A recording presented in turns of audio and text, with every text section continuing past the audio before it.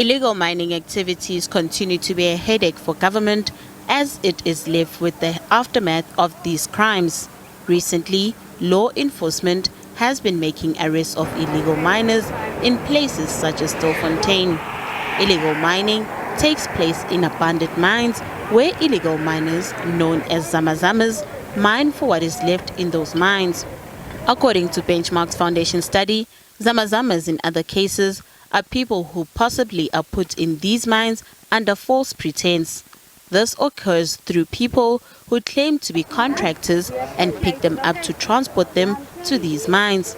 But who is funding these activities? I'm currently speaking to Zamas that say that what they do is they move from the area where they are mining, let's say in the Free State or wherever, they swallow the gold in little balloons, and then they go to places in Gauteng where they are put up in guest houses and they basically excrete the gold, and then they sell the gold when they are there.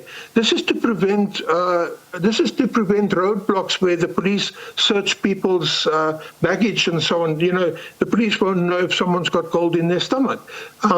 And then, you know, at that guest house, the negotiators come, and the negotiators, according to these guys, are pretty prominent business people in this country.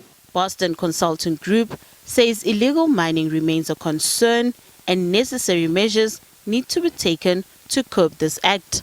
I think the one is that there is certainly minerals and mineral reserves underground that is still fairly accessible, and two, that there's also a willing workforce. And I think the key challenge will be for government and also the private sector to make sure that we formalize this value chain and make sure that the benefits flow to those that most need it and are most deserving of it. The foundation says illegal mining is survival mining, which is driven by economic exclusion and neglect of former mine workers and of the former labor sending areas. It says government's failure to plan for a transition to small and medium-scale mining or to meet its constitutional obligations towards historically disadvantaged people in the mining industry has led to the illegal mining crisis the country is currently faced with.